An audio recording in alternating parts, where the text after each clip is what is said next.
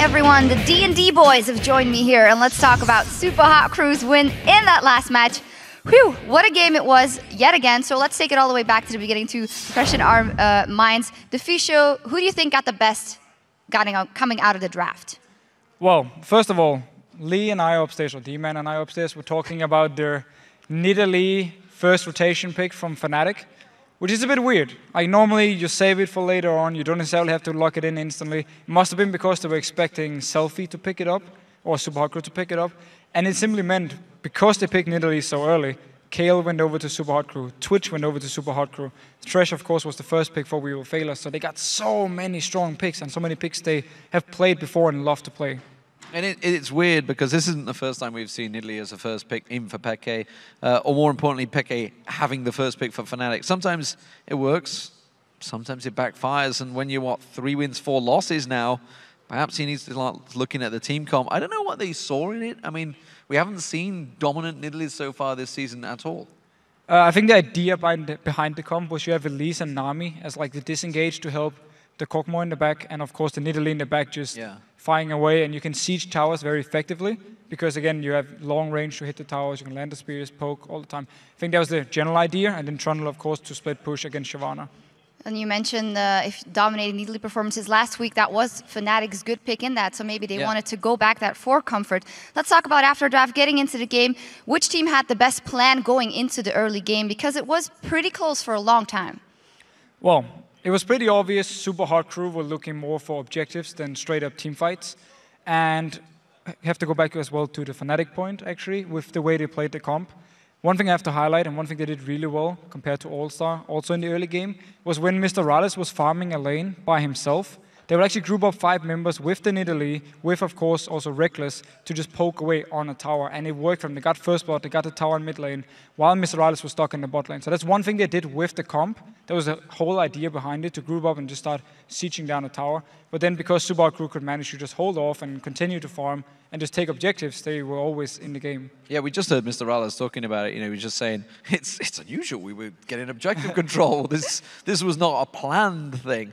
However, as Trevor pointed out many, many times during that game, they constantly pushed the waves. And of course, when you've got a Shyvana, when you've got a Kale, when you've got a Twitch in there, you can clear those waves very quickly. And that's why they were just constantly pushing wave after wave into Fnatic. Exactly, and also when you're against Trundle, who can wave clear very fast, Nidalee as well is the same deal. Yes, if there's nobody around her, she can go into Kuka form, clear the wave, otherwise she can't. So it's very easy for Super Hot Crew to just push multiple lanes, group together, so they had all the pressure on the side lanes and group 5 in the middle, and therefore just move between the lanes later on to just pick up towers.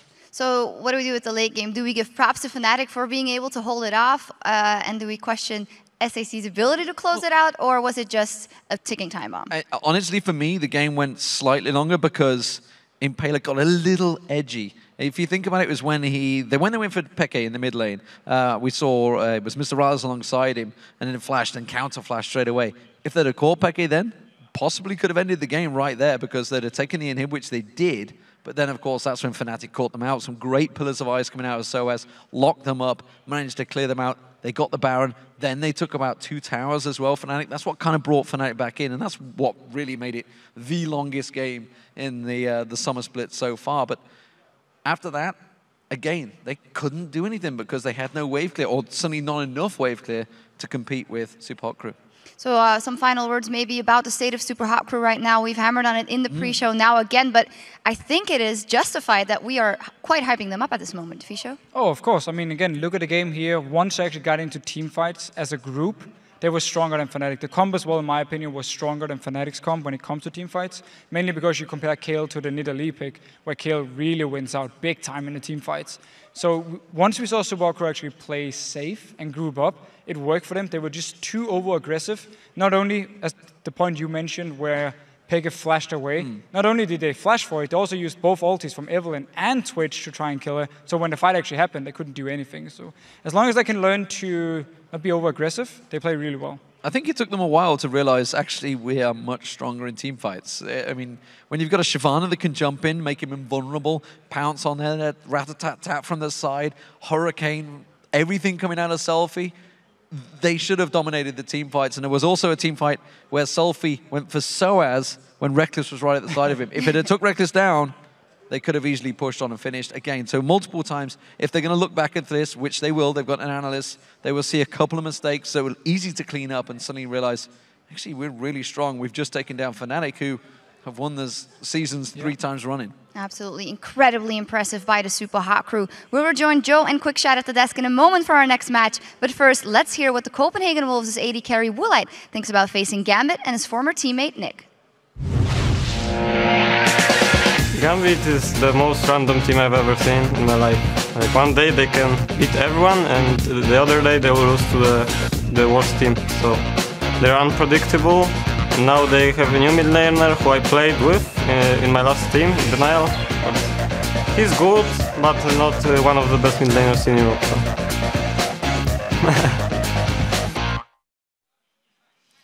Welcome back to the Castades, everyone. It's time for our next game where the Copenhagen Wolves are going to take on Gambit. Both of these teams are currently tied in 7th position with a 2-4 record and are going to be looking to improve upon those rocky opening week performances. For the Wolves, I expect they're maybe heading back to a little bit more standard types of champions if they're looking to pick up wins, which of course everyone's here to do. Yeah, specifically in that top lane. You know, the Wolves are 0-4 when they play AP top laners.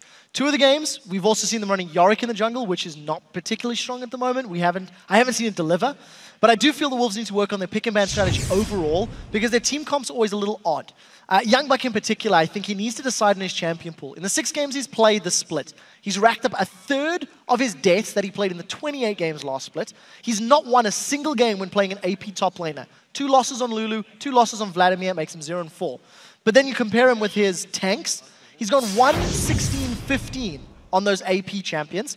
And then you look at these Trundle and Shyvana game, 3-6-28. For me, it's very important for the Wolves to get YoungBuck on a tank or a champion where he can actually contribute positively to the rest of their team comp. We'll have to see how picks and bans goes for them. Completely agree with you on that one. On the other side, though, Gambit will once again be playing with Nick, and he is of now, of course, an official member of Gambit that was announced recently.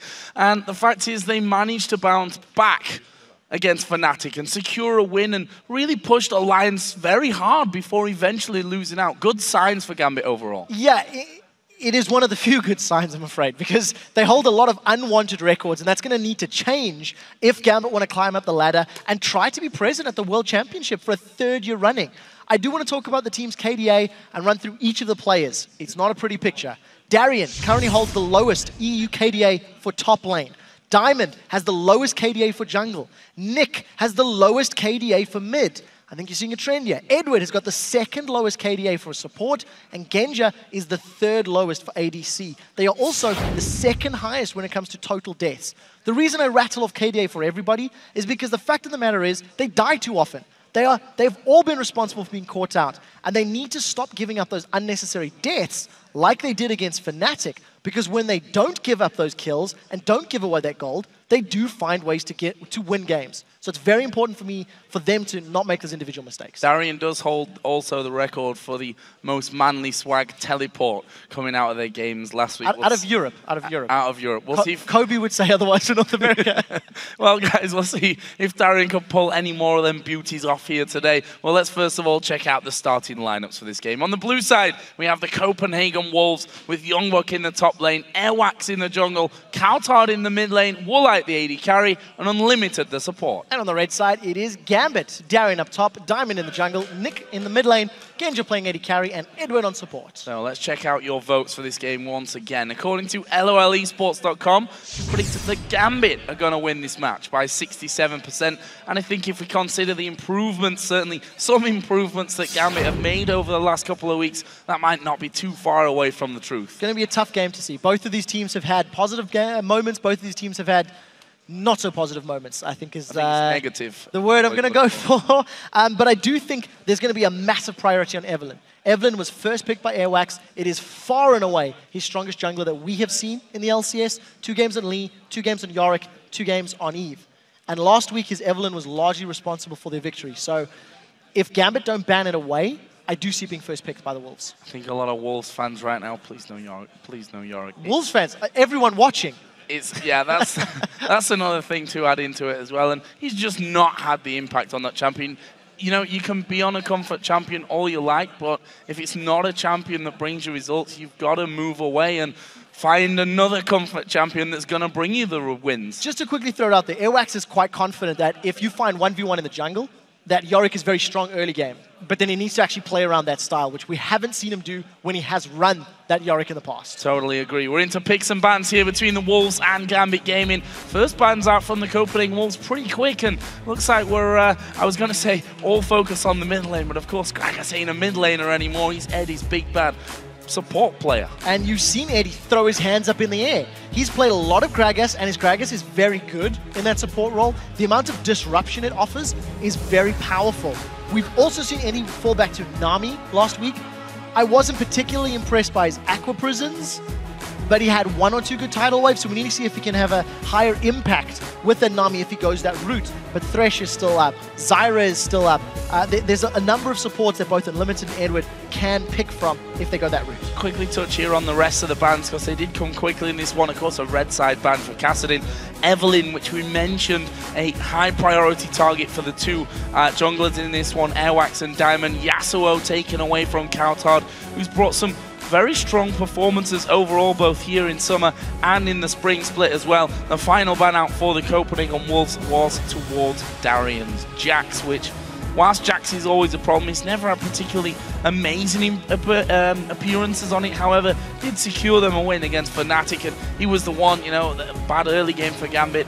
He gets going later on. He pulled it back in the late game very well. With the Jax being banned out and knowing both YoungBuck and Darien, I almost expect a Shyvana Trundle matchup for that top lane. It could be Irelia as well. Remember, Darien has played Irelia this split already.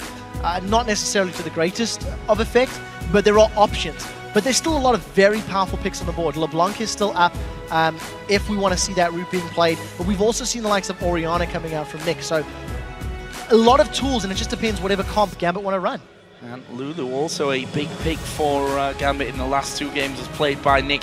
Before that, though, he had a whole mix of champions in there. Either way, Twitch was the first pickup for Woolite here, and he's already proven that he is handy with the Rat, playing once this season against the Super Hard crew. On the other side, though, it looks like Gambit may be looking to take away Ziggs from cowTard. That will be locked in, and we wouldn't be surprised with a Lee Sin pickup for Diamond with the Evelyn off the table. So it's interesting to see the Ziggs sort of denial from cowTard, because he's 0-2 on that champion this split. It is something that cowTard played a very large amount of during the spring split, and of course all of the defensive power that it gives you.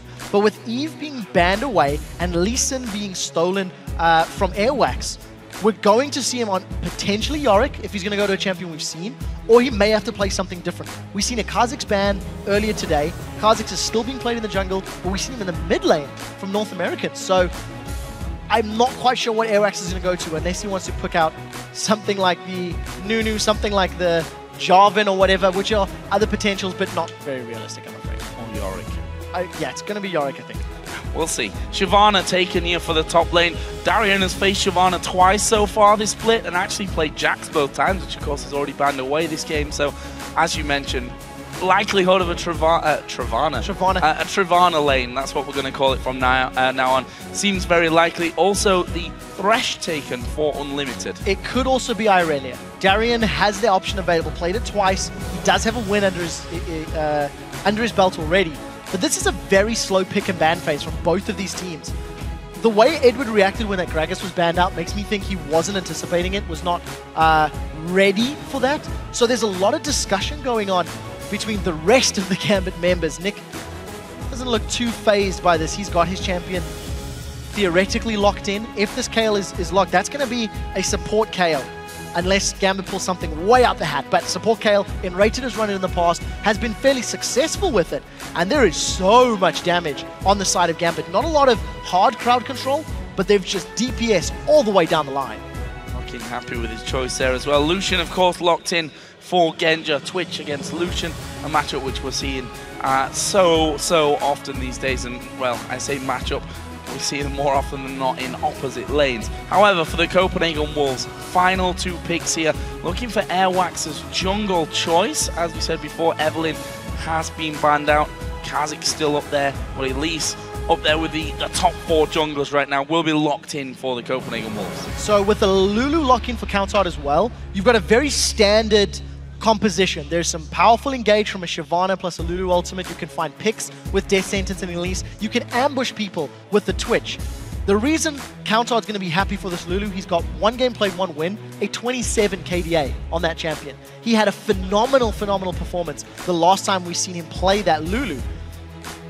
And for Gambit, that may mean it's top lane Kayle. And, okay, right, Defish is going to be very disappointed in me. Top lane Kayle is a thing against Shyvana at the moment. It's something that a lot of the European LCS teams are playing in scrims, and a few top laners have actually spoken to us and talked about how Kayle against Shyvana is very strong, because if Shyvana jumps on you and you're at risk of dying, intervention saves your life. The move speed increase from Kayle and the slow onto Shyvana then gives you tools to shred all of his bonus armor and MR, and you can keep kiting away thanks to your Righteous Fury. Leona is going to be locked in. That's going to be a top lane Kayle. Has to be. Top lane Kayle coming in then for Darien. And whilst we were talking about YoungBuck and his relatively unsuccessful times, let's call it, with AP top laners, we're going to be seeing Darien running that Kayle, and very interested to see how he does with that one. Eduard, of course, then will take the Leona into the lane with Lucian on the other side up against Twitch and Thresh. So both of these comps do very well at defending sieges. They've got a lot of natural wave clear that they can work with. Lulu can do a good job on the towers. Ziggs is obviously going to do a great job. There is more potential for Copenhagen Wolves to find picks, thanks to their abilities, thanks to the Twitch, thanks to Lulu, thanks to Thresh. However, if they get grouped up and Gambit initiate a fight quickly with a good solar flare and have Kayle and Ziggs in there, their AoE damage potential is through the roof. So the Copenhagen Wolves need to be very careful to not get caught clumped up, to not run the risk of being caught by a multi-man solar flare. If that happens, they will get melted. And there's a lot of emphasis, I think, on Nick. If his bouncing bombs and minefields are not strong in these sort of skirmishes and lane phases, there's a lot of pressure on Eduard as well. So no room for error, I feel, for Gambit's composition. Just going to go and put it out there, be that guy to do it. Intervention for Darien could help save his KDA right now, especially if he goes for any of those crazy teleports. Well, guys, now that picks and bans are in, do you still think that Gambit have the edge? You can tweet to us #CWWin or #GMBWin to @LOL Esports, and we'll see if you guys changed your minds coming around. And I've got a feeling a few of you may just have with the a little bit off-the-cuff picks here for Gambit. Yeah, I mean, this top lane Kayle is something that has been talked about, and it is something that is being used in scrims by the European teams. Now we get to see it, in the Swag Lord's hands himself, and we'll see how it performs. Well, we are going to see right now, because we're getting into game as the Copenhagen Wolves take on Gambit Gaming. As we've said before, both of these teams struggling really in the league with 2 wins and 4 losses to their name. One of them will be coming out with a lead in the table, though, after this matchup takes place. And wondering if we'll see anything here at level 1. Not sure, to be honest, that we will. No, I'm not so convinced. If Unlimited or Eduard are to start something, yeah, there is some crowd control to play with, but we've seen defensive starts from everybody. I'm more interested to see if Gambit want to initiate a lane swap. Putting a Lucian Leona into a Twitch Thresh lane could be very punishing. But on the same token, the theory is that Kayle is somewhat of a counter to Shyvana. So it looks like we're going to be going for those straight-up matchups. And I think Diamond may be putting some pressure on Genja and Eduard's lane. 66 to 34%. I believe it was 68% before, so... 67 to 33 in the original vote. So I was right. That's enough. One person, possibly, has decided that the Copenhagen Wolves are going to be taking this one. We'll find out, though, guys. Of course, coming into the back of this one after a amazing game in our last one between the Super Hot Crew and Fnatic. We'll see if this one can live up to the latter half of today's game. So we talked about how we may not have level 1 shenanigans. I'm going to retract my vote and say there may be the possibility, because Airwaks has actually started with the machete, a pot, and a pink ward.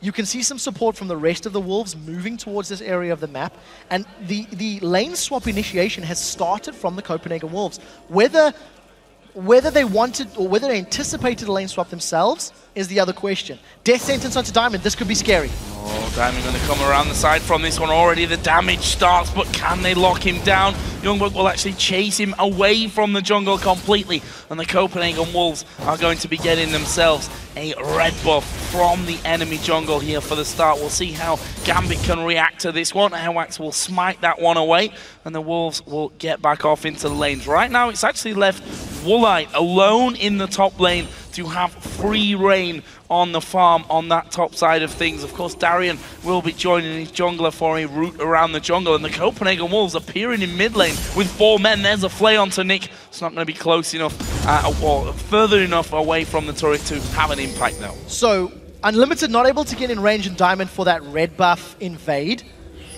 Unfortunately, skilling up Flame means there was no kill potential. But Copenhagen Wolves, with the support Thresh, there's roaming. This is the 3rd game in a row that we've seen this Thresh in the very early stages of the game, moving around the map with the rest of his team. It's given Copenhagen Wolves a buff advantage for the time being. The one thing we need to keep our eyes on is how long that pink ward lost in Gambit's red buff. It was put down by Airwaks after they'd forced Gambit away to ensure that Gambit didn't have vision for a potential steal. And the longer that lasts, the better the investment is, because that's quite an expensive item or decision just to get one buff. But Airwaks, for the time being, is in a pretty good position. He's got that early lead we talked about, and there is still that vision in the jungle. Yeah, 3 buff start here for the Copenhagen Wolves. That pink ward survived because Gambit didn't go far enough north from that, and the TP actually coming in here from YoungBuck down into this bottom lane. He's going to give him certainly the experience. We'll see how much farm he actually gets out of this one, but that should leave him in an advantage, or possibly not. If he doesn't see this one coming early enough, he's in danger. There are 4 men from Gambit coming around now. Yeah, Eduard's looking for YoungBuck. So YoungBuck's been pushed away from the gold and the experience of that massive minion wave. Airwaks has come to support, but this is a 4 versus 2, and they're just denying the experience. So all of that advantage that the Wolves gained as a team for Airwaks has effectively been denied, but even greater scale from YoungBuck. That is a lot of minions and experience that was lost at this early stage in the game. See Diamond actually been able to smite away the big golem as cowTard here collects another bouncing bomb to the face. Didn't use his flash there. Obviously knew how much damage that was actually going to do to him and was able to walk away from the pressure. Meanwhile, YoungBuck trying to force Gambit away from this bottom tower, which has already been knocked down to just minute health. It won't take a long time for Gambit to shove that down and actually open up the map. We see that Unlimited has responded to try and support YoungBuck. Similar situation to a lot of the games we're seeing these days, where the AD carries are left to deal with their opponent's top laners. The only difference in this particular matchup is that a Kayle top lane will be much more difficult to farm safely against, because Kale's going to have that ranged ability and may actually be able to trade with an AD carry a little more effectively in this earlier stages of the game with just her base abilities and base damages. If he'd been there right now, Darien is actually having a go at cowTard in this mid lane and he knocked pretty much instantly down to just 1/3 of his HP. Meanwhile, Woolite has let that wave push up completely onto him here and making sure that doesn't push back. So really wouldn't be much for Darien even if he went to this top lane. Yeah, he wouldn't be able to get... he would need to farm unsafely is the phrase that I'm looking for. But an interesting start. Gambit responding to that roam in the rotation from the Copenhagen Wolves by applying pressure on the bottom lane. It did not yield results by the tower, and Airwaks has now looked to invade. Unfortunately, walked straight over a ward, but maybe if he'd pulled the trigger, could have got something from that. No tower dropped, and Genja and Eduard are now in a sort of AD carry support versus top lane in support. Let's see how much poke Genja can get down, because he should have the advantage in this matchup. And Diamond this entire time sticking around in the mid lane with Nick. Nick pretty much soaking up all of the farm from that one.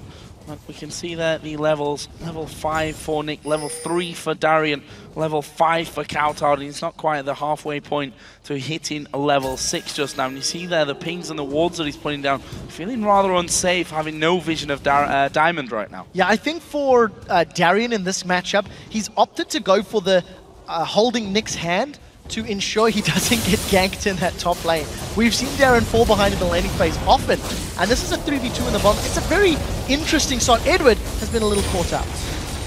This is a bit weird. Yeah, I think made more of a mistake there as cowTard again going to get blasted by the bouncing bomb of Nick. One more will actually do it here. He needs to be very, very careful of how close he actually stays, as Genja does try and force YoungBuck to back away. YoungBuck actually himself taking more damage than he can dish out. So, Gambit have given up levels, farm, and experience on Darien in exchange for Woollight. Woollight has been farming solo, unchallenged and unopposed in this top lane for the entirety of this game. What Gambit has accomplished in exchange for that is a lot of damage on that bottom outer turret and the middle outer turret, but it hasn't actually resulted in any map control. Airwaks decided to respond to the bottom lane pressure by pushing the wave to Gambit's tower. And this is a very awkward start to the game because Darien is just going to be delayed. He's behind on levels to YoungBuck by a little bit. He's down by about a third of the CS. And when he does eventually go to lane, Woollight is already level 6. If he does go and try face head to head against Woollight, potentially, he runs the risk of getting in trouble. Alternatively, I mean, Darien and Nick, they've just been holding hands in this mid lane and they don't seem to show any signs of moving elsewhere. Very interesting start here for Gambit Gaming. YoungBuck clearing out his wards. Where's he going to be going next? Diamond and the rest of Gambit actually making sure this blue buff doesn't get stolen away. That will, of course, be given over to Nick for his mid lane adventures. And he has hit level 6 now as well. So cowTard, he can't afford to be catching too many bombs, although he's also now at level 6 himself. So he'll be able to throw on that wild growth should he need to. This is interesting. Gambit going to be starting off the Dragon. They are, however, stood right on top of a Copenhagen Wolves ward. Yeah, the thing is they've got so many members. Darien's just teleported into the mid lane. He's going to be looking to challenge. And there's a Mega Inferno bomb from Nick. So let's see how the engage plays out. They're actually trying to keep them away here as Eduard going to go in with this. Then he played on towards Airwaks. There's the culling coming out. Doesn't really connect onto anyone. Went almost directly down the middle of the two. Either way, the Dragon did get taken. First Dragon of the game for Gambit. So they've invested heavily in controlling the bottom half of the map. And I would say from a map perspective, they have it. They have more damage in the Copenhagen Wolves towers. That bottom outer turret is just a breath away from being taken out. Darien is level 5 to YoungBuck's level 5, but he's down half of the CS. I have to give props to Genja, considering all that's been happening in that lane and the number of champions involved. He's actually almost even on CS with Woolite, who has been completely alone in that top lane. Woolite is basically playing a PvE matchup right now because nobody is getting in his face. The only thing is, Inferno Bomb from Nick. Does he need it? I think Nick's been very hesitant with that Inferno Bomb. But Gambit, again, they're focusing the towers. They're putting a lot of resources in getting this map play, and it looks to almost work. One more hit? Not this time. No, not this time. Let's throw some damage more on towards Unlimited, trying to help defend. Woollight continues his lonely life in the top lane, but that lonely life brings him to close to 100 CS here and probably will be hitting 100 before he has any kind of challenge in that lane. Plus, he's already up at level 8. Yeah, if you look at the CS and the gold values, there is so much money for both Genja and Woollight to spend. 2,600 gold for Woollight. So what that means, he's going to be so close to just instantly purchasing his Blade of the Rune King on his first back, and then he can leave the lane and start looking to ambush, start looking to find kills. If Gambit continue to play this very fast and loose game of roaming and rotating on the bottom 2 lanes of the map, it allows Woollight to potentially get kills. The thing is, he's not that far ahead. He's got a very small advantage over Genja. It's only the 7 CS. And Genja's got 2 turrets and a dragon to his name. So overall, Darien is somewhat down in experience, but he is up in gold thanks to those global objectives. And Gambit now deciding bottom half is boring. They've sent 4 members to the top lane. They want the sneaky rat. And as if it was all free for him now, he's got 4 men coming in. There's the invisibility, but he's spotted by Lee Sin. But look at this, the reaction from the Copenhagen Wolves, sending them away. YoungBuck has dove right in. Wild Growth will knock up 3. Can they get any kills here? The kick from Diamond will send YoungBuck away, and the bomb almost taking out YoungBuck while he goes. It was a good defense of Woollight, but will they be able to hold the tower? I don't think they've got enough HP, and they can't run the risk because of the power of Ziggs. If Ziggs gets some good bombs, they're going to be in trouble. Luckily for the Copenhagen Wolves, cowTard was relatively healthy and still has his summoners. So the Glitter Lancers is what we're going to be looking at to try and control these minion waves. Or Gambit are just not going to push that one at all. Going to decide to back away. So the first big engage, Gambit start the fight, peel away, and no casualties. But Copenhagen Wolves are down on items. It's still 3,200 gold for Woollight. We're finally going to see him spending it. 3,200 gold on his first match at level 12. At 12 minutes into the game, he's not quite level 12. Well, he's not even that far away. Level 9, and as you said, instant Blade of the Ruin King coming out from him. Question now is, what does he do with it? Does he have an opportunity to use that very early big major item? In theory, yes. The way Gambit have been moving and the way Gambit have been focusing on the bottom half of the map, you could theorize that they will do the same focus the next time Dragon's up, and it should be a couple of minutes away.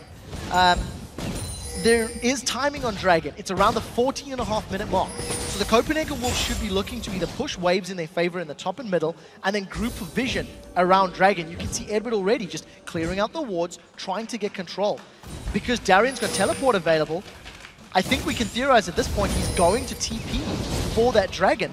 And he's gone for an interesting build. Rushed the Berserker's Greaves, and he's picked up a Chalice of Harmony very early on. So maybe looking to stick around in lane and cause troubles.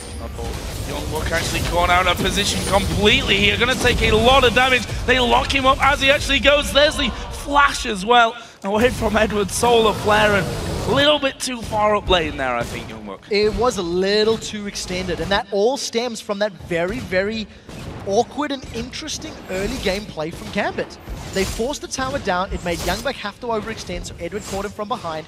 The fact that YoungBuck's not going to have his flash available for the potential Dragon fight in the next few minutes is a very good sign for Gambit. It just reduces the threat of a hard engage from YoungBuck because he won't have that escape available. And Gambit just continue this roam. 4 members of the team in the red buff area of the Wolves. They're getting some deep vision. This should give them near absolute Dragon control once it spawns in a minute. Going to lose out on that top outer turret, but gain themselves a red buff at less than a minute's time, as you said, until Dragon comes in. That'll make Genja also feel a lot more safe down in his bottom lane to push up, knowing that his team control that area of the map as the bomb was used here. 5-6 just to clear out the wave.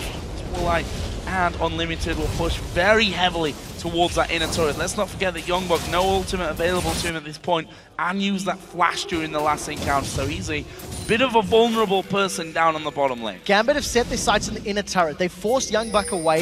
He's not going to be able to defend. There's not enough minions, unfortunately, for Gambit to do any real damage. But look at Nick. He's shoving up the mid lane. The rest of Gambit are pushing the bottom lane, and Diamond is just waiting. He's trying to respond. They've lost 2 turrets for this previous push, though. Gambit have not gained any big objectives, while Woolite and Unlimited, they know where their opponents are. Almost every member of Gambit was visible to the Copenhagen Wolves, so they've secured both of those top lane turrets. So a smart counterplay from the Copenhagen Wolves, not to back off and not to run away. There is the Dragon, started off by Diamond. Complete control they have of that one, and the Culling actually going to be thrown out from Genja just to try and get them low enough. Look at the will stop anything happening here. The Dragon goes down. Woolite and Unlimited continue to push there. Like, there's nothing that Darien can do here. If he gets caught by a death sentence, he's already used his intervention once. There's no damage and there's no kill threat. That's a level 10 Woolite to a level 7 Darien. Unlimited's got the same amount of levels as a solo top lane Kayle. We talked about the theory of Kayle doing well against Shyvana. Darien's never had a chance because he's been pushing the mid lane tower, and Woolite and Unlimited have got so much map presence in the top half of Gambit's jungle. And they finally sent Genja and Eduard back into base there, and they didn't get that inner turret in the bottom lane. Woolite and Unlimited simply backed away with a level 10 AD carry with a Blade of the Ruin King. He's got 1,600 gold to spend here as well. Means that someone may just get caught out, and that someone may just be Eduard. He's actually going to come around. Woolite is going to spot him there, but not looking for the fight. Yeah, it's really interesting because if you looked at those gold numbers a moment or two ago, Darien is only a couple hundred gold behind YoungBuck, but the rest of the lanes are mostly ahead. You know, 600 ahead for Diamond, 1,200 ahead for Nick. 80 carries are even, support 300, it's not massive. So Gambit as a team are somewhat ahead. Now cowTard's being jumped on. cowTard being jumped on. The Q from Diamond will land, but the teleport did get started by YoungBuck. He actually cancelled that one there, so not joining in with that little party that was going on in the middle lane. There was no tower there for cowTard, so he knew that he had to use a very early wild growth to make sure that he could survive that. Manages to keep himself alive, which is key. Unfortunately, Copenhagen Wolves forced to blow that teleport summoner spell. So now YoungBuck can't afford to be caught out of position. And considering the importance of movement in this bottom half of the map, because of the pressure Gambit have put on it, it does mean YoungBuck needs to be very aware of what his opponents are doing. Darien is looking like he's going to build an Athenes and Holy Grail, so it's going to be a different kind of build on this Kayle than we're used to seeing. Finally, he's moving top, but he's, you know, a level behind. He's 40 CS down. Really need to keep our eyes on how this matchup is going to play out.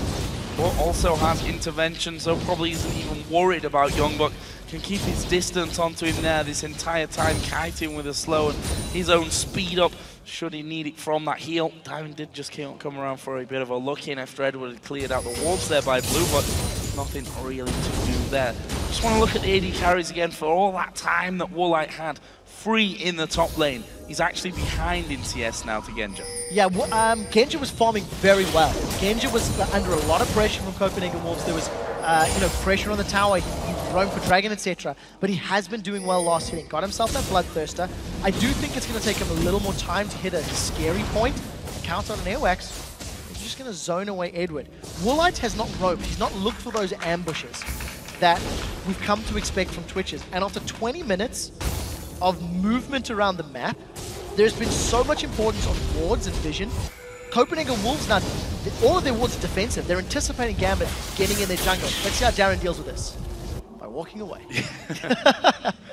A spectacular escape there. A couple of steps forward. It's not something I always say about Darien. Well, that is true as well. So obviously keeping his cool this time around. He's got Eduard there for a bit of support. He's going to have Diamond as well. This is a position where the Copenhagen Wolves may need to be a little bit cautious as to what happens. There's a lot of CC between the three of them.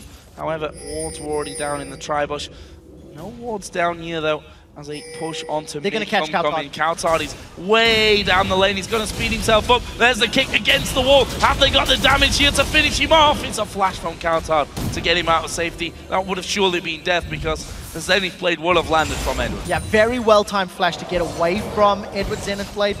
Diamond actually did a pretty smart decision. Using the Dragon's Rage to knock cowTard into the wall guaranteed the Sonic Wave connection, which then guaranteed the red buff to be applied. So, pretty smart combination of events. Unfortunately, the commitment of members in the mid lane has exposed Gambit's bottom outer turret, and Woollight and Unlimited grabbed the third turret of the game practically unopposed.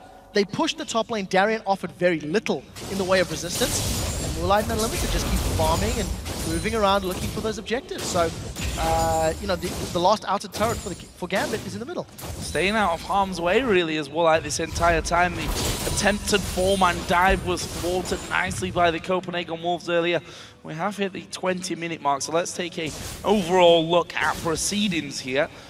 Of course, still waiting for this first blood. This can actually be real dangerous for cowTard. There's a slow coming down.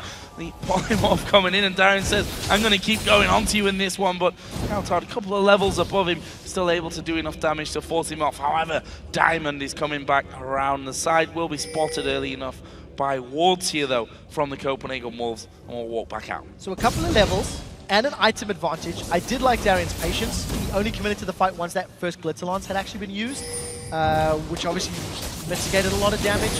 But Darien's still trying to find his way back into this game, I think is the best way to talk about it. He's gone for an unorthodox playstyle, and he's gone for an unorthodox build from what we're used to seeing out of Kayle.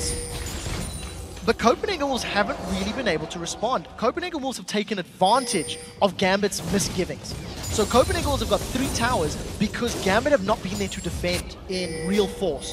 Gambit have got dragons out of the deal, and they've been pushing Copenhagen Wolves around the map. So the question is, do Gambit eventually start plugging these holes? They gave up a massive amount of turrets against Fnatic, but still won through absolute dragon control. We're seeing a somewhat similar game developing here. Holding here on position. There is a ward in the back of the pit from the Wolves. Have that dragon pulled right out to the neck of its pit, and I think it's going to go down too quickly for them to be able to stop it. There is the dragon pick up TP from YoungBuck, will bring him right to the front of things, and actually he's going to dive on through. That's a great 4-man solar flare at the back from Eddie, but is it enough to actually keep him alive? There's a lot of focus coming his way. He will have to flash as the calling comes through as well. Eduard still being chased. There's the bomb finally coming out, and the Copenhagen Wolves now will have to back away. They've already lost one man. It's first blood onto Airwaks going to Genja. That could have been so different if Darien did not cancel his teleport. Copenhagen Wolves were split up once they got into the jungle. Not everybody could make it over the wall together, so Gambit on the retreat just used a lot of very good abilities. That 4-man solar flare from Eduard did so much work in helping his team out. Genja gets first blood, a bunch of assists down the rest of the board, and Diamond unfortunately missing some key skill shots. Last week it was the similar on Elise. He didn't hit as many cocoons as we're used to seeing out of Diamond. Well, still got time to impress us this game with those. And already, to be fair, good hit against cowTard earlier into the wall. See, a lot of damage coming through, and now the burst that we're used to seeing out of a Kale from the mid lane, or at least the masses of attack speed, not really coming through this time for Darien because of his build. Got more the Snail Kale build. Snail Kale, indeed. It will take a long time for Darien to be terrifying, but what is great is just how much headroom Gambit's composition does have.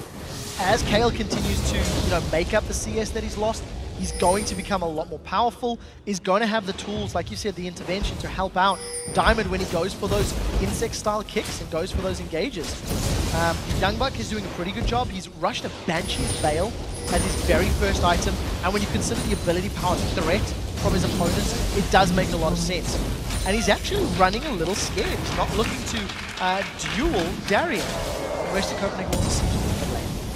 Well, we all know how that ends when there's a Ziggs on the other side. Throws down his ultimate, and that wave is all of a sudden gone. That one close to connecting onto cowTard. He did have unlimited, just waiting off to the side there to give him a little bit of backup. Look at the mid lane. There, Woollight actually coming around from the side to jump away with the satchel charge was used. Eduard though going to be hooked in here. This could be bad news for Eduard. Intervention used, they turn it around, and now Unlimited the one that will fall. It's Diamond that picks up that kill, but will they be able to get any more from it? Doesn't look that way. YoungBuck's had to walk all the way down from the top lane, will dive right into the middle of them, but that may cost him his life. He's going to get wild growth onto him. Will he fall? He's still alive at the back. Woollight has managed himself one, which will give him the double, and Airwaks lands a cocoon, but doesn't have the damage, and now Nick flashing over the wall, bouncing bomb lands. Brilliant from Nick. So at the end of the day, it trades a 2-for-2, if memory serves. The middle lane engage started pretty well for Copenhagen Wolves. They caught Gambit out of position, but the solar flare not hitting the strongest number of people. Good re-engage from YoungBuck. This is now the second half of the fight. Had YoungBuck maybe had a little more HP to work with, that could have done well, but that was a 3 or 4-man knockout. And Woollight just very sneaky from the back line, cleaning up on Twitch. Gambit have the potential to find picks and find kills if those solar flare connects.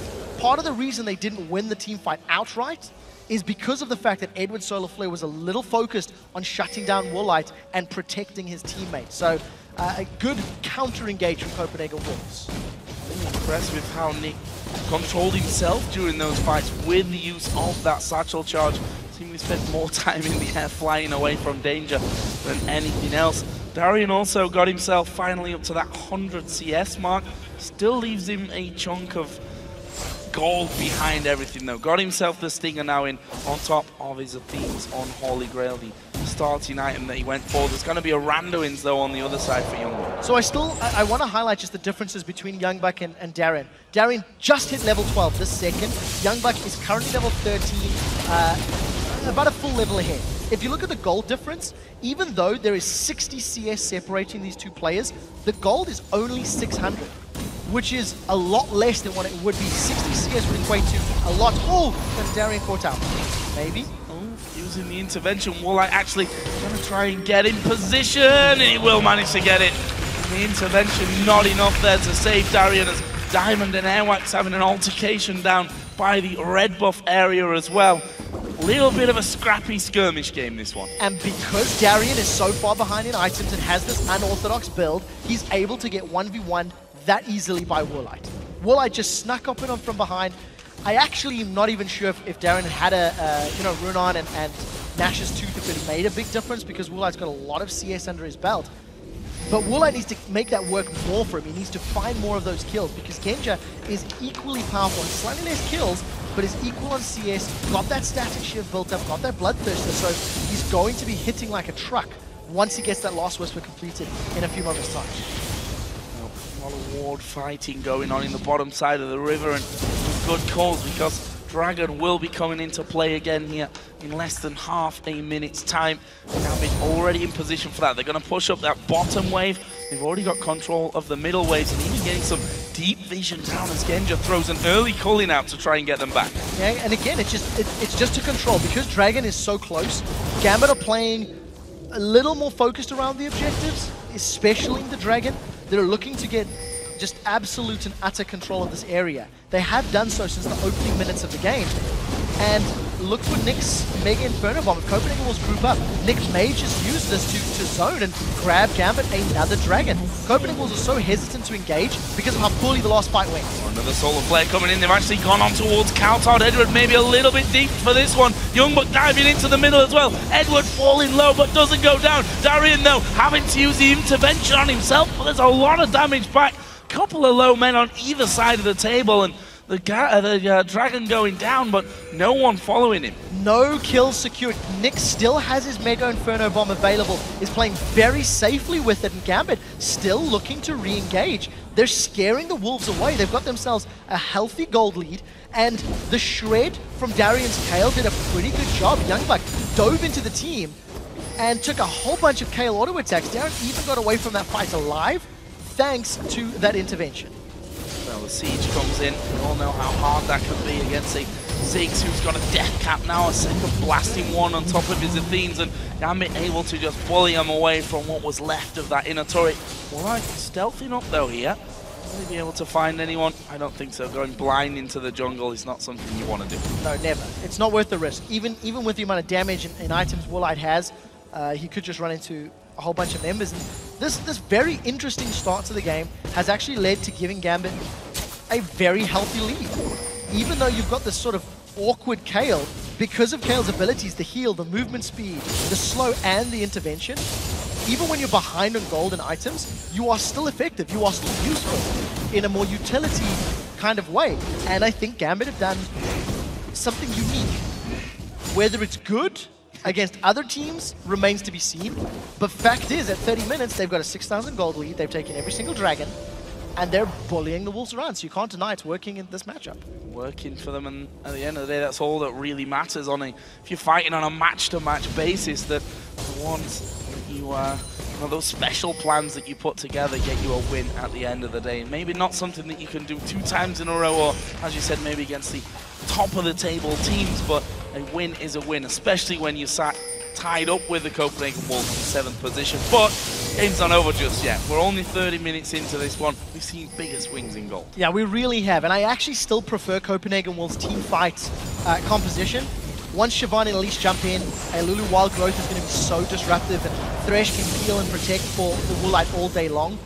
The only thing Copenhagen Wolves need to ensure they avoid is those multi-man solar flares, because if they do get caught, it's all on Eduard and all of his charges to make something happen. They caught Darien, but I don't know if they really want to commit to this fight. We'll find out. No, Hook and a Cocoon, although he's supposed to use the intervention. YoungBuck at the back going low. There's a Wild Growth coming around. The bomb will absolutely blast the Wolves down. Genja steps forward. Nick is right at the front. He got hooked. Will flash, but not getting away from the damage. And the Wolves are turning this one around. Woolite wasn't able to finish anyone off. But look how many glowing red health bars we have. Gambit back away. It ends up in a 1-for-0. Gambit were not able to get the focus on the right targets. Because Copenhagen Wolves had all of that mobility and movement and, the Wild Growth to save people, they were able to get away. The teleport coming out from YoungBuck is going to keep him back in the team fight, and that's Copenhagen Wolves with a good counterplay. Unfortunate for Gambit that even with a good re-engage and a strong use of that intervention, it was them getting hooked that started that whole chain of events. I do think with slightly better targeting on the key champions on Wolves, they may have come out in a better situation. Well, it leaves us close in terms of kills and in turrets as well. So the goal advantage lying with Gambit, though. They've demonstrated great control over the Dragon itself, and also keeping tabs on the vision that they put down entirely in the Copenhagen Wolves jungle. This blue buff has been warded for what seems like a good 15-20 minutes by now. Nick is actually going to go over to his blue and see that that one is already been taken away from him, and won't be able to pick that one up. So we move into a slower pace of the game. So let's have a look down some of the items, because we have seen some big ones coming in for YoungBuck. Got himself that Randuin's on top of his Banshees opening. The AD carries somewhere to really touch on, because they've got most of the farm in this game. The Phantom Dancer and the Bladed Rune King completed fairly early. So we're going to see a Solar Flare, but flashed away from Unlimited. I'm going to take a look at the items and the golds and the kill spread. If Gambit are able to kill Woollight, there's no damage really elsewhere on the map. cowTard can do well with his death cap, but once his Glitter Lance is down, there's not a lot more burst. Because YoungBuck has not gone for a Blade of the Rune King, and Airwaks has gone for the tank Elise, not the Spell Pen or the damage Elise, it means Copenhagen Wolves are banking on keeping Woollight alive. So I retract my earlier statement of saying that a 5-man Solar Flare is going to be important. It's protect Woollight that's going to be so incredibly important. YoungBuck, Airwaks, and Unlimited have to provide enough protection and enough crowd control to keep Gambit at bay, while Woollight just lays the smackdown, because he's got an incredible amount of damage to work with. That Phantom Dancer, BF Sword, Blade of the Rune King, and Last Whisper means he can tear through anybody on Gambit that's not interventioned. Or whatever the ability is. Yeah. Intervention. Yeah, hit with intervention. Exactly. We all knew what you meant. It's all fine. We've got less than 30 seconds again until another Dragon comes into play here. And those mid waves being reset right in the middle. We'll see who's going to get control. There's really not a lot of wards down there at the moment. Gambit with the real Soul 2 on the bottom side of the map, inside of the Wolves' jungle by the Wraith camp and by the red buff camp as well. But the Wolves have already pushed Gambit a little bit further back there. We see the Baron wards already being exchanged between the two teams, and the Wolves now starting to move down towards Dragon. Yeah, we'll see if Wolves can actually secure this. Nick, Diamond have real steal potential with that Lee Sin and with the Mega Inferno Bomb. Because Woollight is just so well farmed and fed with kills, he's going to solo Dragon before anyone from Gambit can respond. And this is the first time the entire game that Gambit have not made an aggressive play for the Dragon. They are going to steal a blue buff. I still think they need to get more wards. We've seen Gambit pushing around Copenhagen Wolves map so extensively. If you look at the vision right now, there's not a whole lot on the minimap for them to work with. More walls for Gambit being taken away though on the top side of the map here, and there's another one put right down on top of them as Diamond lands his Q onto Unlimited, but not really wise to follow that one through at this stage, and I think the Wolves going to group up as 5 and push right back. Yeah, even if Gambit wanted to fight, Genja wasn't there. Genja was forced to go top lane to shove that wave back and get rid of it. Genja's done a pretty good job this game of being with his team more. It's something that we criticize him of quite frequently during the spring split of farming. Oh, they've put Darien! Oh, Darien. Said intervention would be good for him, but didn't quite get it off that time. CC chain coming in onto him, and he will go down without anything to offer. That leaves the Wolves with a 5 versus 4. 35 minutes in, 30-second spawn time on Darien. Do they think about Baron? And they shouldn't, because of the fact that they have to deal with Ziggs. Because if they commit to Baron, they're going to take all of that AoE damage. It is very, very risky. They can bait it though. If Copenhagen will start Baron and peel away for the fight, that could be their way to get more objectives. Let's see how much damage Nick can land down. Mega Inferno Bomb could be used just for the poke, but that's going so low so quickly. Lot coming in, but the calling from the side also causing problems. They've managed to hook Diamond, and there's a follow-through from Unlimited, but he may actually die from this. He will be finished up. The bomb goes on to Woollight at the back. Diamond actually flashing away. Here comes Darien back into the fight as well with the teleport. Diamond has come back in. He may pay the ultimate price. A double kill coming out for Woollight. There's another one. Darien, for the second time in less than 2 minutes, falls as well. Genja's trying to find YoungBuck, but he may just fall down himself. Or not. He's got a lot of damage here. Gets one. Woollight has finished off Nick. Genja, though, still running through. Does get one back. Well, that is a 4 for 2 in favor of the Wolves. 4 for 2, and like we talked about, the Copenhagen Wolves had a comp that needed to peel away for that one. They couldn't take extended periods of damage from Nick. Nick got a pretty good Mega Inferno Bomb onto most of the members of the Wolves, but unfortunately for Gambit, they simply didn't have the numbers required. By the time Darien's teleport had finished, the rest of the team was backing away. Genja has the culling available. He's going to look for a kill, maybe even the Baron, or not, run away. No, I didn't. I thought he was going to try and No vision. Oh, he even had vision. Yeah, try and be the hero there is what I thought. Wasn't quite the case, but he's the start of that fight again. So, the key again is just Unlimited with a good pick.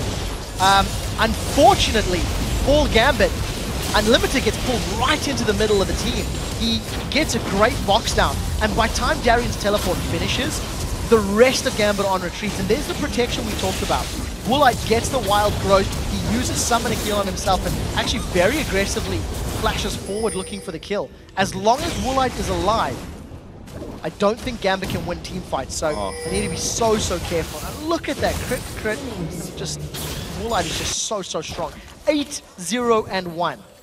Well done, fantasy points. That was close as well. Diamond coming in just to get a ward down, guys, and almost getting hooked away. Safeguard just to get out of danger. But Baron on the Copenhagen Wolves here, still actually, funnily enough, behind in gold overall. We'll see what they can do with this Baron buff on them. We always talk about how hard it is to get past the Ziggs, especially one that's got himself a Death Cap, got himself his Void Staff, the Athenes, and now a Zhonya's Hourglass as well. Because of the comp that Copenhagen Wolves have, they've got the option to just dive onto him. They can just throw Shyvana or Elise onto that back line, use the wild growth from Lulu, and then Woolite can just wait for his moment to jump in there and find a pick. I'd love to see Woolite grab himself a Guardian Angel next because of how important his damage is to the rest of his team. But the Copenhagen Wolves, they're looking to play the map game that we've seen Super Haku play fairly well. Put pressure on multiple lanes, force Gambit to respond. There's no teleport on Darien. Remember, he did use it in the Baron pit a few minutes ago. Average game time of both teams, and Gambit about 3 minutes slower, funnily enough, than the Wolves. And it was the Wolves that we talked about last split that were really struggling to finish off games, even when they had massive leads. And it was Gambit who we thought were, one of the stronger teams when they get an inhibitor down. When they pick up a Baron, they just charge on through and win the game. But funnily enough, it's the Wolves this split that have that advantage. As Woolite split pushing here, trying to get himself in there. But look at the damage coming out. Intervention was used, but really wasn't needed. And they take down Woolite and may look for more. That was so good from Genja. If Genja can get onto Woolite, you can see how quickly you can kill him. The problem now is, can Copenhagen Wolves defend without their primary damage source? Glitterland was the key there to stop Unlimited being picked off. The Q from Diamond didn't quite have a range. Zenith Blade was off range as well, but Gambit actually charging down this mid lane. Yeah, but they know they've got the numbers advantage, and they do have the engage potential from Eduard. This is going to be an inhibitor turret at least. If they stick around for the inhibitor, they need to be very careful not to get engaged upon. The peel from Thresh and the potential poke from Lulu is good, but again, there's no damage. There's no damage on YoungBuck. There's no damage on Airwaks. Their only damage sources is cowTard's burst. He doesn't even have a Lich Bane yet, and Woolite. So without Woolite, Copenhagen Wolves are a little in trouble. Especially if he gets blown to pieces like that. Last little, well, it wasn't even a fight, was it? It was simply Diamond, sorry, no, not even either of those two. Genja going straight in there. It was Darien who gave him the intervention. Much needed intervention, we're going to call it at the end, to keep him alive. And now the Wolves actually trying to turn this one around. cowTard going to be moving through. Elise will repel off to the minions. Have they got the range? That's a good solar flare to slow down two of them. But Eduard may be in trouble. The Glitterlands comes across the side. YoungBuck will dive into the middle. Wild Growth going to be used as well. They need to get onto the back though, because the damage from Genja and Nick is absolutely immense. Eduard will fall. They can probably kill off one more. That's a max range cocoon. Darien goes down. The bomb from Nick gets one back though. They end up trading 2 for 2 because the Copenhagen Wolves took too long to get Woolite in play. Gambit, while on the retreat, put a lot of damage down. Nick, his bouncing bombs were melting through the Copenhagen Wolves. Woolite now wants Genja. Want some revenge, I think, after got destroyed down in the bottom lane. Not today though, or certainly not yet in this game. Wolves backing away, and certainly an interesting turn of events. The Wolves picking up Baron, Gambit getting one kill and pushing through and taking the first inhibitor of the game. Yeah, that's going to give them a lot of presence on the map, which should, in theory, allow Gambit to make plays for the next Baron, or alternatively, look to control those side lanes. There's only 2 inner turrets still standing for the Copenhagen Wolves. Darien has just completed himself a Lich Bane, so there's not a massive amount of ability power for him to work with, but it should allow Gambit's team comp to actually take towers and objectives even quicker. He's going to have all of that attack speed, his range from his Righteous Fury, and obviously the on-hit that Lich Bane will provide him. But it is still a very interesting pickup. Darien's Kayle has been hit and miss in different team fights. It's worked in some circumstances. The previous one, for example, his intervention didn't offer a whole lot. And Genja may actually be able to 1v1 YoungBuck, because he's got so much damage to play with. I don't think he'll need to 1v1 him. The rest of Gambit starting to close around Diamond will actually be the first man to come in. He's going to kick him away from the safety of his tower. Now they've just realized that Woollight's there as well, and I don't think they want that fight. No, they definitely don't. In order to dive Woollight under the tower, Gambit needed to be closer knit, and they simply weren't grouped up well enough to go for that. No Dragon's Rage kick from Diamond. He was moving through the jungle, get some vision down in the top half, and we'll need to see how quickly he can rejoin. Unlimited wants to get the death sentence down, but the disengage from Ziggs is very effective. Yeah, really good minefield there to slow the 2 chasers. Getting in. Meanwhile, red buff spawning in on the Wolves' side of the map. Diamond already on the way to picking that one up. His vision of it from the Wolves' side, but while he's in that rush, can't do anything about it. Diamond able to steal another buff. The question now is, will he get caught out by Woollight? I think so. Gonna come around the corner, he gets a slow down. There is the Blade of the Ruin King used, but actually backing away as he sees the rest of Gambit coming in. Very smart play from Woollight. The risk of chasing into the fog of war is obviously not something Copenhagen Wolves want to do, and if you look at the vision, Copenhagen Wolves have got very defensive wards just above their current position. There's no other vision on the map for them to work with. So Gambit are going to be relying on the heals from Kayle and then Athene's and Holy Grail to keep Diamond healthy, while the super minions do the work on the Nexus turret. Yeah, they're going to have to back away here. Someone from the Wolves is going to have to back off, or all of them, which seems to be the path that they've taken. But they've already lost 1 Nexus turret. The second one is being hammered away on as well here.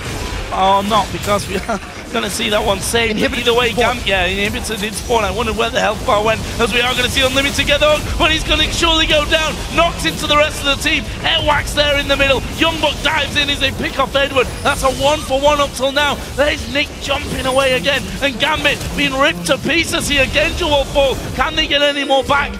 It's a crazy, crazy fight. In the end, 3 for 2 in favor of the Wolves. 3 for 2. The Wolves are able to keep Woollight alive while running down members of Gambit. Nick is now caught out. Oh, he's going to try and... I'm not sure he's getting away. Oh, that was a nice little Zhonya's, but will he go down straight after? He gets the kill, but he will fall to YoungBuck in the end. The question is, does the inhibitor go down? The minions from Gambit have been bashing away. The middle inhibitor has actually fallen. So Gambit's minions have reset. Super minions are pouring down the middle lane. If we look at the top lane turret in a moment, the minions have been doing so much work. Even though Gambit come out worse for wear in the team fight, 4 for 3. The fact that they've got super minions and almost got that tower does mean they come out ahead in objectives. Super minions are going to continue pushing the middle lane, and I think Gambit are going to start playing around Baron. Baron is in there, of course. The Wolves taking the first one of this matchup. Gambit themselves are now 2,000 gold in the lead overall. We actually see needlessly large rod coming in from Darien, so he's, as I said, the Snail Kayle build is finally getting to the position where he's going to be blowing people up, and that is a scary, scary thought for the Copenhagen Wolves. Granted, they did well in that last team fight. YoungBuck become so tanky in this one that he can dive in there, but the damage still can get through him if he's going a little bit too deep, which has been possibly in the last couple when he dives right to the... I really would have liked to have seen a Blade of the Ruin King on YoungBuck, give him some damage to work with, so that when he jumps into a fight, he can do something. Unlimited has got the help of cowTard, but they're about to run into the entire Russian team because the Baron is the objective that we've talked about. Super minions are being controlled by Woollight, and thanks to their very aggressive play, Copenhagen Wolves have got vision control of that area. They haven't cleared out all of Gambit's wards, but they've got a lot of vision down themselves, so that's going to give them the information that they need to play with. The important thing to note is how many kills Gambit secured, even while losing Genja. even on the retreat, they managed to get 3 members of the Copenhagen Wolves while losing 4. So Gambit, because of their multiple sources of damage, they're not as reliant on Genja staying alive in these fights. Here we go. We see Eduard going in. That's a great playback from Unlimited, stopping any signs of a fight really from kicking off there. It's that minion wave with the super minions, of course, now that that went down again. Halted at the midway point as Eduard again going to get hooked. Have they got the damage to finish him off this time? Intervention already used. There is a solar flare. Will look up to the bomb will follow through as well. They don't get a kill just yet, but YoungBuck slowed down. The spider goes flying back, and now YoungBuck still back in. Eduard going to be hammering away. They need to deal with Woollight here on the side, and there is the dealing with Woollight. It's Genja that comes in. Intervention used to finish him off, and now they may be able to follow through. Diamond going to go deep onto Airwaks, but he finished off himself. 3 for 2 for Gambit. Yeah, but very importantly, Genja with his Guardian Angel and all of the damage is still alive. If Gambit are able to get onto the top lane, they should be able to get the top turret or potentially go for that last standing Nexus turret. There's only 1 left available. The team instead decide to go back potentially for Baron. There are 3 damage sources here available. Deny that objective from their opponents and look to win the next team fight. In the mid lane, it was all about Woollight. Gambit were able to re-engage even though Eduard was the one that was caught out. And because they killed Woollight, straight up won the fight. cowTard's going to try and interfere. I think he's going to be so careful because he could get bursted down by so many members of Gambit. However, Darien is going to have to back away from this one, and there is the kill onto Baron. Airwaks is going to come across the side, but that's a suicide mission for him. The kill goes over to Genja as well, who's now 9-1-3 overall, doing a fantastic job here on the Lucian. Yeah, very, very well played by Genja. He's just farmed his way into the game. He's been well positioned in every single team fight. The previous fight that he died was just because Copenhagen was committed so many resources and cowTard got some great glitzer lances onto him.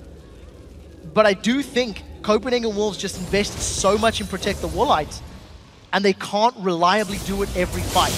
And now we'll need to see how they defend against this Baroned up, a couple of the Baroned up members of Gambit, because they've set their sights on the inhibitor, which is exposed. And remember, the top lane turret is very, very low. So if Gambit get any sort of presence there, they can immediately go for it. But look at the minimap, minions in favor of the Wolves. Darien with that Lich Bane on, and the rest of the team now joining in will shred through that inhib. No real problem for them there. Where are they going to go next though? As you said, top lane, low turret, which has been regenerating for quite a while. It looks like Gambit may even want to try and squeeze the Wolves back into their base completely. Let's not forget that 1 Nexus turret already went down earlier on. And you contrast Gambit's style of play now to Super Haku in the previous game. The minions have been in favor of the Wolves, and that's allowed YoungBuck to just teleport top and sneak away a turret. If YoungBuck had committed to the inhib, it may have opened Gambit to go for a backdoor of their own. So Mega Inferno Bomb used to clear the wave. You can see that on the minimap. YoungBuck, we'll see if he can get away. He should. Gambit have set this side to the Dragon. A bit of an awkward passage of play, but exposed inhibitor for Gambit. If they make big mistakes, Copenhagen Wolves do have a way back into the match. And that might become a second one. Look at this, the Wolves going up towards his top lane. Woollight will be the one to show himself. There's 3 men there. Only Eduard actually has come back to defend so far, so this turret looking like it's going to go down. Yeah, it really does. We do see engage on Woollight though, and here comes Gambit. Well, throwing a lot onto him. Here comes Genja finally. Woollight instantly down to half HP. The box going to be thrown in there. Nick knocking everyone around. And here comes Darien from the backside. Well, couldn't follow too far through on that one. Was hit with the glitter lance. They do a good chunk of damage. Don't get the turret though. I really would have liked to have seen Woollight maybe getting a few more hits onto the turret instead of the minion wave. May have got that a little lower, maybe even secured it. But nevertheless, Copenhagen Wolves still showing some strong map play. Teleport is down from YoungBuck. Darien's used his teleport as well.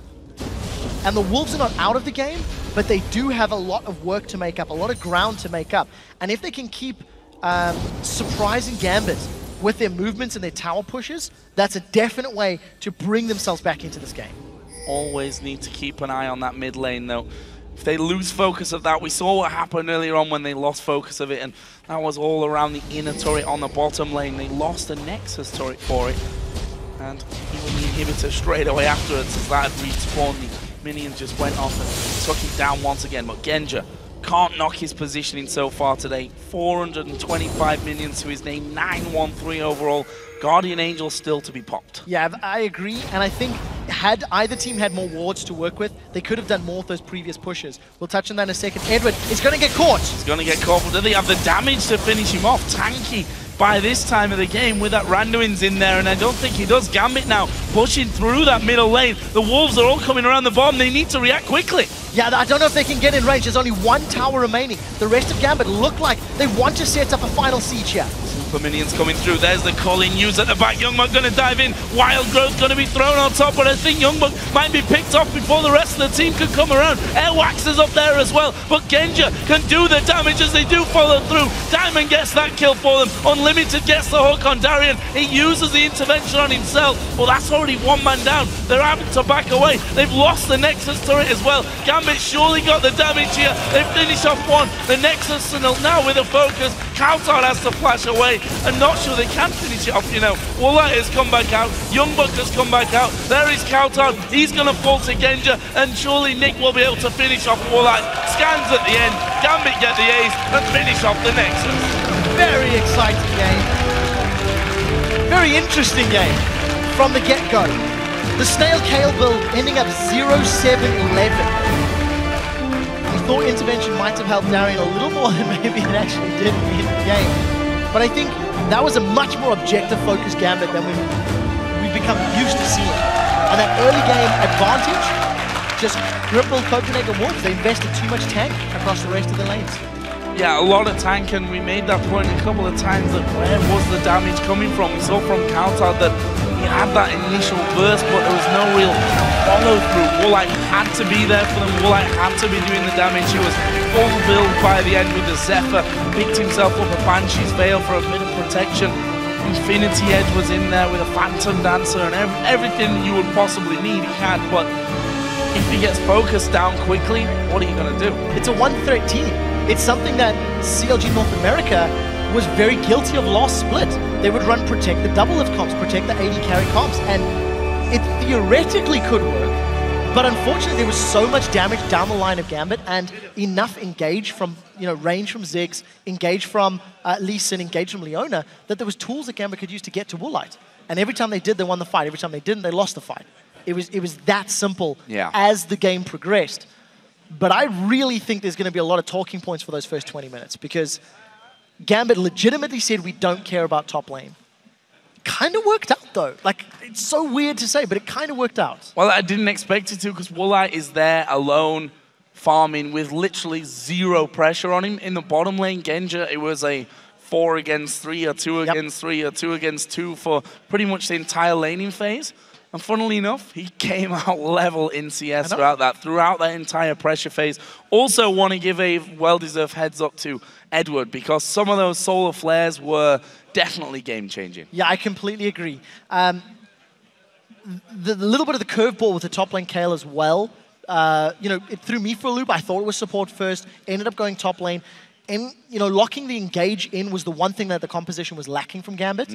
And every time he got caught by Unlimited, they just instantly turned the tables. The Zenith Blade into the Solar Flare. But what I really, really liked from Gambit was just, I think, the recognition of we need to just focus Woollight. And that's all they targeted, all they tunneled on every team fight after the 20-30 minute mark. Nick as well finishing 5-3-13 in that. And we saw one fight in particular in the middle where he was bouncing himself around constantly. I think there were 3 satchel charges in a row, which actually got him out of range of dying. And Nick has really grown since the start. If you remember all the way back to his 0-0-0 Nidalee performance where he just didn't really do anything, he's definitely come on as a player. I completely agree. I do think this game as well, somewhat hesitant maybe in the early game with those Mega Inferno Bombs. It's not the longest of cooldowns, but you can't critique because it did end up working very well. He got the damage down in the necessary times and helped his team secure the victory. Well, we are going to check in with Shox and Deficio, who are ready to talk to Gambit's Nick after that win.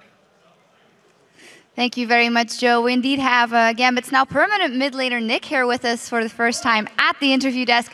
Congratulations on the win. Let's take it back to the beginning as there were interesting picks coming out for you guys. How much of a plan was that going in? Yes, I think we actually picked everything we wanted and it transitioned really well. I have to ask about their Darien. In the early game, he actually went mid lane with you to just 2v1 against cowTard. What was their tactic there? Yeah, so actually Darien is like this crazy top laner. It could be only him to come up with this tactic. Like I watched him doing this in scrims and it was really good. So like when we have Ziggs, who is already strong mid laner versus Lulu, and we have Darien coming to support me, Lulu was pretty much shut down in early and mid game. Darien with the tactic. Yeah, it seems like you've already fit in the team really well if you're saying those things. How has it been generally stepping into this team with a lot of players that have been playing together for so long and being the new force? So it's really great because I was always like big fan of Gambit, and right now I can play with them. I don't know what can I say. Like it's really good. It's pretty good actually. And how is it then to play in the LCS now? Yeah, it's good too. Like I have been playing for the scene quite a long time, so it's really great experience. Well, it's great to have you here as well. Thank you very much and congratulations once again. And now let's head back over to Joe and Quickshot to take a look at the table. Thank you very much, guys. And with half of week 3 complete, the numbers have changed, but the table pretty much still looks the same. So let's have a look at it. Alliance remain at the top of the table with 6 wins and 1 loss. And SK Gaming and the Super Hot Crew both sit in second with a tie at 5 wins, 2 losses. Well, likewise, Fnatic and Millennium remain tied for 4th, although they have now been joined by Gambit. And all 3 teams have a 3 wins and 4 losses record. Copenhagen Wolves have moved down to 7th place alone at 2 and 5. And Roccat is still in last position, but solo now at 1 and 6, searching for a leveled up performance. Ties across the board, just like we like to see it here. And we have, of course, more action coming your way on Friday from the LCS. We'll begin the day with Gambit versus SK Gaming, followed by Millennium taking on the Copenhagen Wolves. Yeah, after that, Super Hot Crew will face Alliance, and then Fnatic takes on Roccat. And after our matches conclude, the European Challenger Series quarterfinals will resume with H2K Gaming versus SK Gaming Prime in a best of 3. And that all begins tomorrow at 6 PM Central European Summer Time, which is 9 AM Pacific. But right now it's time for today's European Challenger Series quarterfinal as Denial Esports take on Lublin Shore. So guys, take it away.